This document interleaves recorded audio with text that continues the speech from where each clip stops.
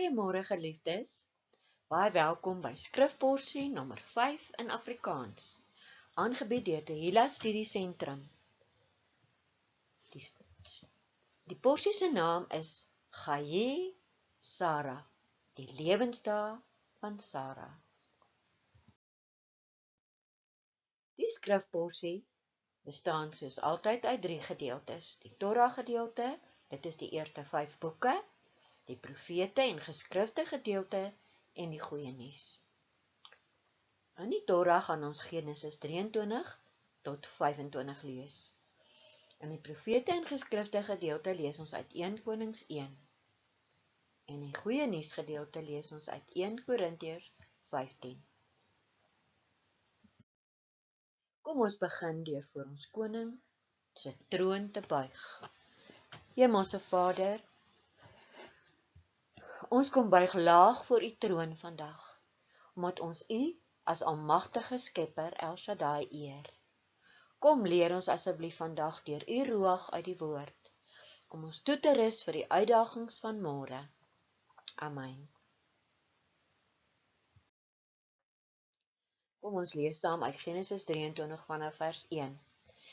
En die lewensdae van Sarah was 127 jaar. Dit was die lewensjare van Sarah.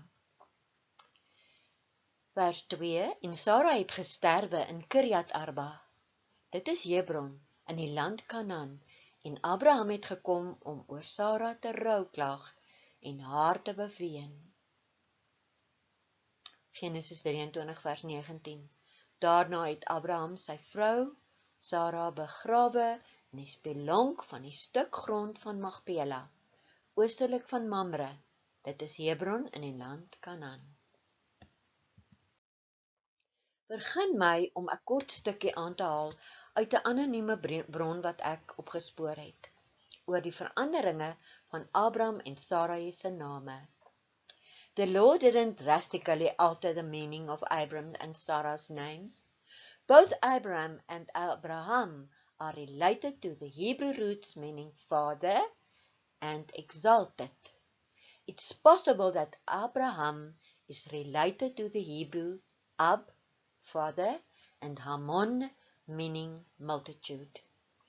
Both Sarai and Sarah are related to the Hebrew root meaning princess. However, the act of their receiving a new name symbolizes their drastically new identity and relationship with God Yahweh. It now signaled their allegiance and new kinship with God. Allegiance, jammer. It represented them becoming something new. Hoe wonderlik moet dit wees as Vader jou naam na 'n koninklike naam verander. Verlede week in ons skrifporsie het ons geleer van Abraham wat so op Abba vertrou het en geglo het in sy bonatuurlike uitkoms en hoe Vader Abraham beloof het om sy nageslag soos die sterre aan die hemel te maak. Ook het ons in Genesis 17 gelees hoe hy Abraham beveel het om sy erfgenaam Isak te gaan offer. Vader het egter ook die uitkoms gegee. Hy is getrou as ons met ons hele hart op hom vertrou, al moet ons soms groot offers bring. In van dese week se porsie lees ons van Sarah se lewe en dood en hoe Vader vir Isak 'n vrou, die regte een, Rebekka, besorg het. Wat 'n spesiale verhaal. Weereens van voorsiening en vertroue uit Abba se hand. Halleluja! Abraham praat met sy dienaar. Genesis 24 vers 3. Dat ek jou kan laat sweer by die Here Jahweh, die God van hemel en aarde dat jy vir my seun 'n vrou sal neem uit die dogters van die Kanaaniete onder wie ek woon, maar dat jy na my land en my familie sal gaan om vir my seun Isak 'n vrou te neem. Jahwe se voorsiening was wonderlik. Eliezer, die dienaar, het gebid, maar hy het my geantwoord: Die Here, Jahwe, voor wie se aangesig ek gewandel het, sal sy engel met jou saamstuur en hy sal jou weg voorspoedig maak, sodat jy vir my 'n seun, 'n vrou uit my geslag en uit die huis van my vader kan gaan haal.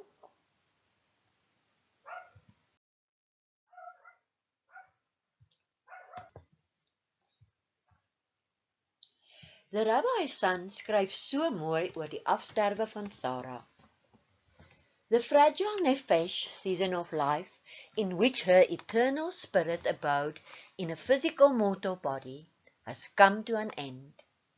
Unbeknownst to Avram and Ishak, the test of Moriah was just a strategic distraction, choreographed from them by the author of life, to divert their attention from what was about to happen, indeed was happening, to their beloved Sarah, as they were soaring spiritually from their wild ride of transcendence on the mountain. Sarah was walking arm in arm with the Holy One to and through the great vanishing point, portal humans call death. Abraham and Ishak come back home after their Moriah mountaintop experience to learn that even for men of Shalom, who follow the way of the Holy One with all their heart and who live only to do tzedakah, mitspad, om Vader se opdragte soos 'n heilige uit te voer, sometimes there is no guarantee of tomorrow. Sometimes even for the great men of Emunah, geloof, there is no miraculous healing for those we love.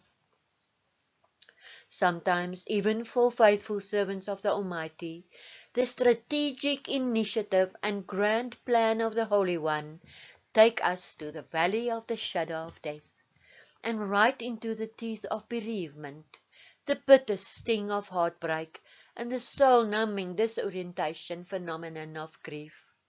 Sometimes, even for friends of God, there is no sign, no wonder, no miracle. Ek het dit intens hierdie week beleef, omdat dit die week is wat my oorlede man 2 jaar gelede oorlede is. Terwyl ek hierdie studie opgestel het, het Vader my so getroos met die bogenoemde woorde. Inderdaad, is dit hartseer om iemand te verloor, maar dit is ook waar. En dit is daardie vallei waar ons Abba moet vertrou en bly glo. Psalm 23 verse 3 says, He restoreth my soul. He leadeth me in the path of righteousness, for his name's sake.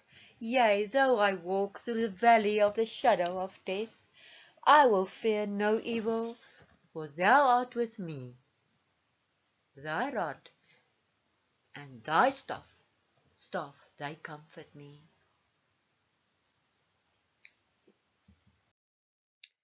In die profete en geskrifte in 1 Konings 1, vanaf vers 1 lees ons: Toe koning Dawid oud en ver op sy dae was, het hulle hom met komberse toegemaak, maar hy kon nie warm word nie. En sy dienaar sê aan hom: Laat hulle vir my heer die koning 'n jong meisie soek, dat sy voor die koning kan staan en vir hom 'n verpleegster wees, in u skoot lê. Dan sal my heer die koning warm word.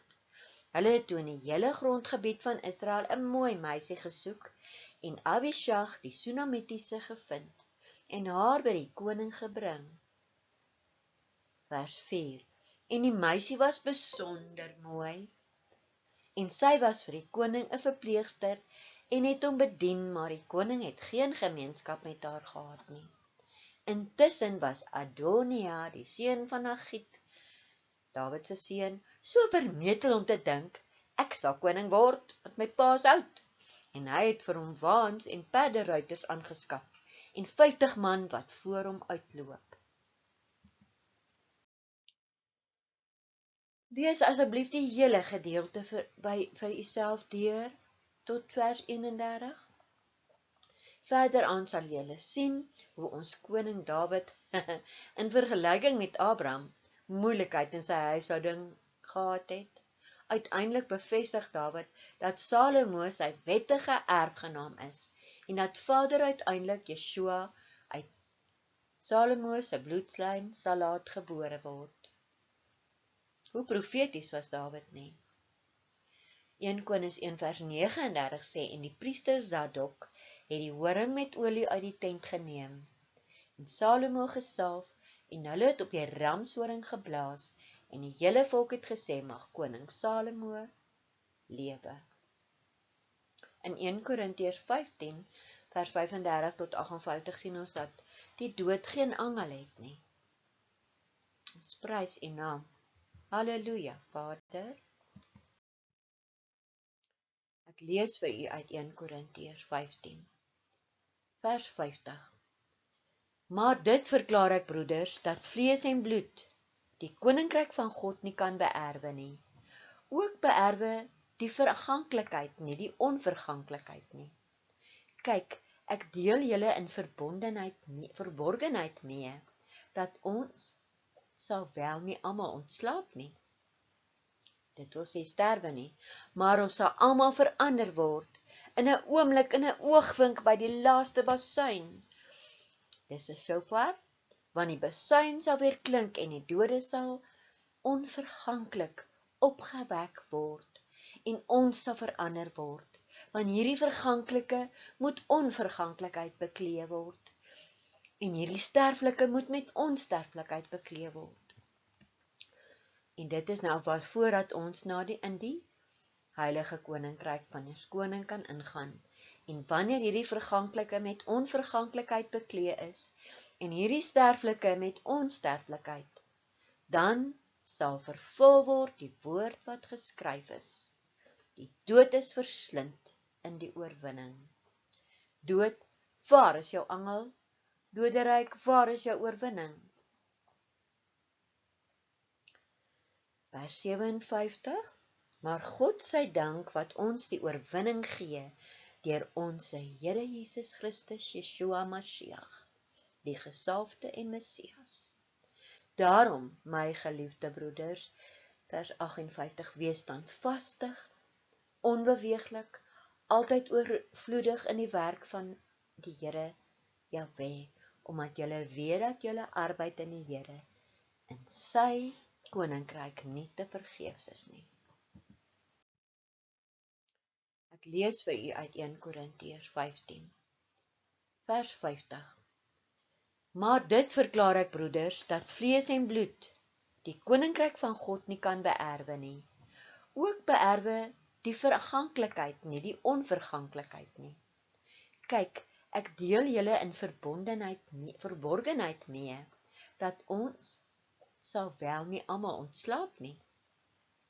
Dit wil sê sterwe nie, maar ons sal almal verander word, in 'n oomblik, in 'n oogwink by die laaste basuin. Dis 'n shofar, want die basuin sal weer klink en die dode sal onverganklik opgewek word en ons sal verander word, want hierdie verganklike moet onverganklikheid bekleë word en hierdie sterflike moet met onsterflikheid bekleë word. En dit is nou voordat ons in die heilige koninkryk van ons koning kan ingaan. En wanneer hierdie verganklike met onverganklikheid bekleë is en hierdie sterflike met onsterflikheid, dan sal vervul word die woord wat geskryf is.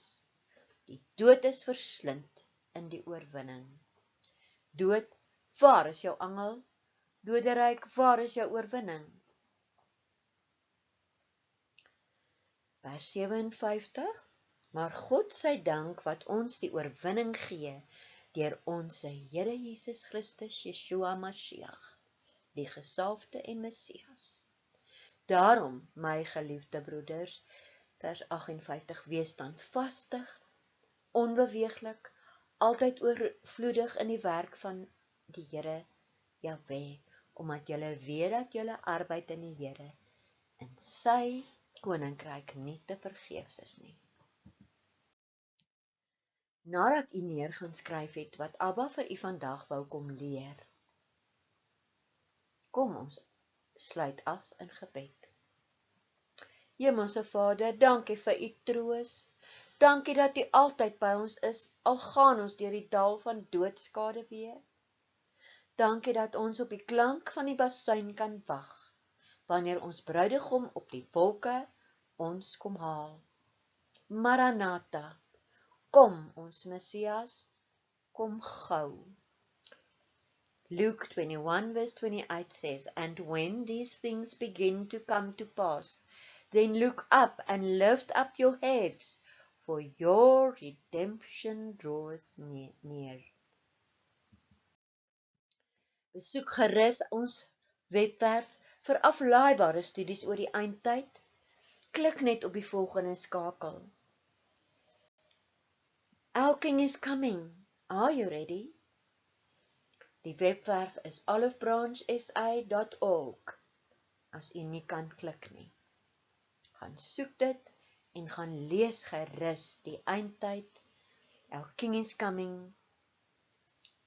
lesing wat daar opgelaai is, wat u kan aflaai weer en in u eie tyd bestudeer en uitdruk vir uself. Dis 'n geskenk van ons bediening.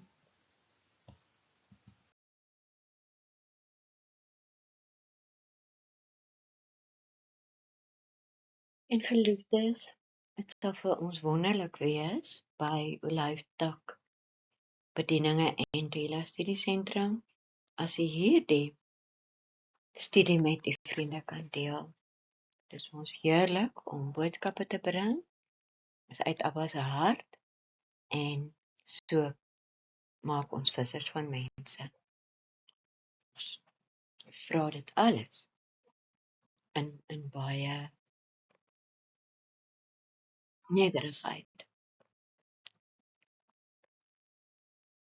Lees ook gerus die bibliografie aan die einde, waar jy kan sien waar ek al die bronne gekry het.